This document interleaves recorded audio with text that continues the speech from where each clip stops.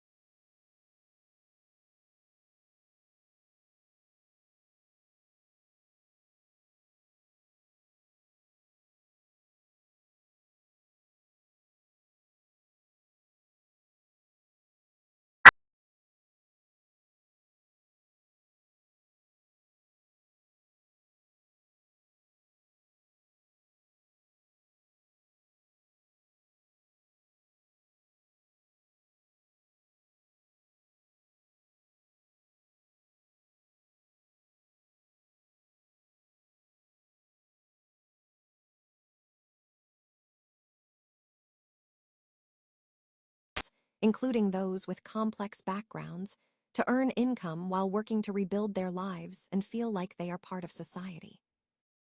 Finally, we look at massive investment in Indianapolis infrastructure. Officials have announced a staggering $48 million dedicated to road and trail projects, including a 4-mile expansion for the Pennsy Trail and significant overhauls for major corridors like Emerson Avenue. This is a major shift in city spending, and we break down exactly where that $48 million is going for Indianapolis residents. The Western Heritage Classic has concluded, but the economic ripple effects continue to benefit local businesses in Abilene, Texas. The event drew over 28,400 attendees, generating an estimated $1.7 million in economic impact for the city. Local enterprises, particularly those in the custom bootmaking industry, reported significant boosts in customer traffic and sales over the weekend. Alvaro Santos, owner and bootmaker at James Letty Boots, detailed the surge in business. He noted a substantial increase in customers seeking authentic Texas experiences and high-quality Western boots. Foot traffic at the shop increased by approximately 80% during the event weekend, with many customers booking appointments in advance for custom boot fittings. Santos reported selling about 5 additional pairs of boots each day. Many visitors were specifically seeking unique items to wear at the Western Heritage Classic itself. Santos recounted an instance where a visitor, having heard about James Letty Boots, purchased a pair and subsequently referred others to the shop, leading to multiple sales within the first day. Beyond direct sales, the event provided a platform for local businesses to reinforce regional traditions.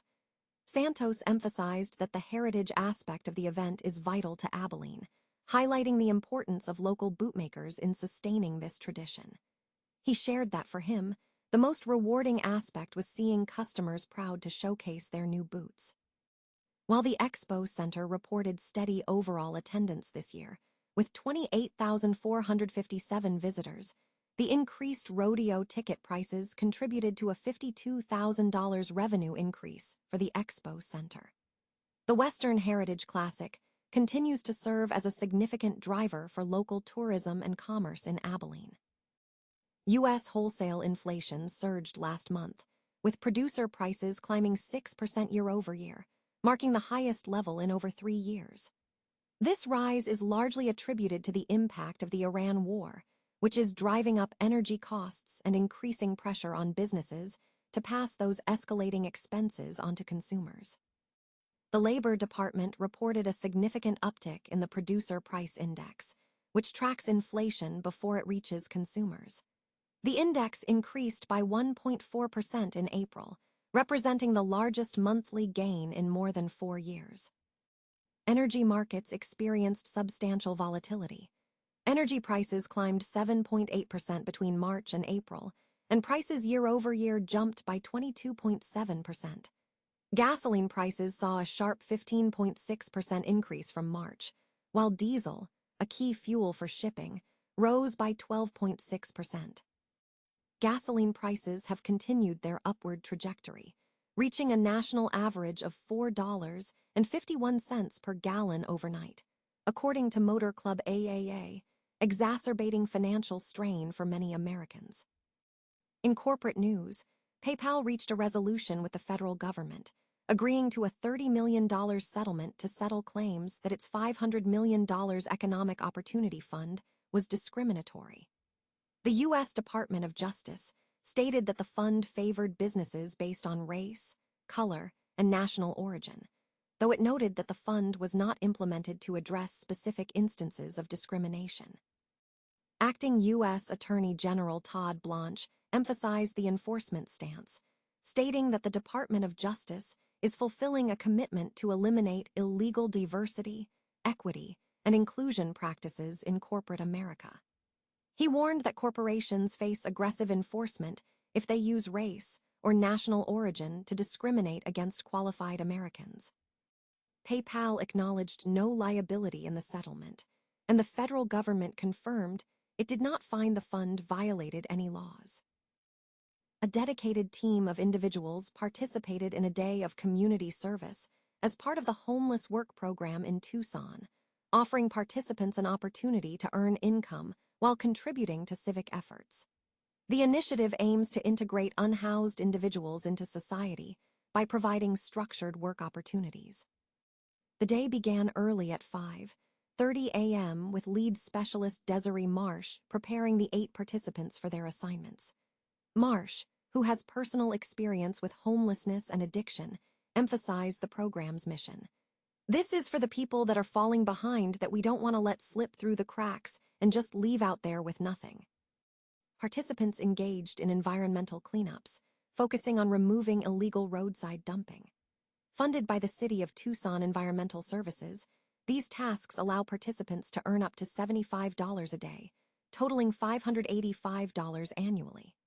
Marsh stressed that participation requires only a willingness to follow simple safety rules, noting that identification, sobriety, or legal residency are not prerequisites for involvement. Upon arrival at Casa del Pueblo shelter, Marsh ensured the team adhered to strict guidelines, including wearing gloves and maintaining focus during their work period. The team proved to be highly effective, quickly clearing a significant amount of debris from a midtown alley and depositing it at the Lowe's Reels landfill. Program leadership counters the misconception that unhoused individuals are unwilling to work. Old Pueblo Community Services CEO Tom Litwicki stated that waiting lists and shelter lotteries demonstrate a strong desire among participants to engage in work. He highlighted that access to employment is a key factor. Participants shared their personal motivations. Daniel, a 5-year program participant, expressed a desire to feel like part of society, stating, "I want to feel like I'm part of society." Chana, a Native American participant with a background in behavioral health, emphasized resilience, stating, "Even though I'm in the space where I'm at, I still get up, suit up and show up where I'm needed and when I'm needed." She credits her motivation to her faith and the support from an organization offering rehabilitation classes. Despite the program's success, funding remains a constraint. Litwicki noted that resources are limited, currently allowing for up to 3 drivers and 8 workdays per unhoused participant annually. The Homeless Work Program, established in 2016, has served over 4,000 people, with advocates asserting that the program demonstrates that homelessness is not a normal state and that individuals deserve pathways to stability and community inclusion. Indianapolis officials have outlined a significant investment plan totaling over $48 million dedicated to upgrading the city's roads and pathways. The funding for these major infrastructure projects is sourced primarily from the Indianapolis Metropolitan Planning Organization, with the IMPO providing over $34 million, supplemented by funds from the city itself. The city has selected 9 major infrastructure projects for development.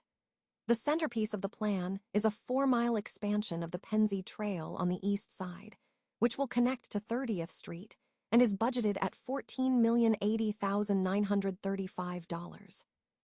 Additionally, the Indianapolis Department of Public Works, DPW, will undertake a pavement and drainage restructuring project on Emerson Avenue, costing approximately $11.75 million. City-County Councilor Ron Gibson highlighted this work, noting it addresses long-standing community advocacy for safer and more accessible routes for pedestrians and cyclists. Other key projects include a structural overhaul of Brookville Road over Shadeland Avenue, costing $7.3 million, which will address deteriorated concrete. Structural reinforcement is also planned for the bridge on Linden Street over Pleasant Run, budgeted at $5,346,624, and new wear and tear protections for the West Street bridge over the Central Canal, totaling $3,146,000. Traffic improvements are also on the agenda, featuring the construction of a new roundabout at 25th Street and German Church Road for $2,668,000, and an improvement to the roundabout at the intersection of Franklin Road, Rawls Avenue, and English Avenue, allocated $2,222,000. To boost active transportation, the city's bike-share program will see expansion, with $1,197,828 earmarked for 16 new stations and 117 new e-bikes for commuters.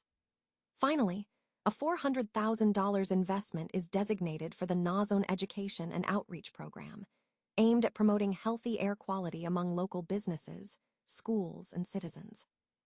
Anna Gremling, executive director of the IMPO, stated that these initiatives are designed to enhance safety, support economic growth, and provide diverse transportation options for Indianapolis residents.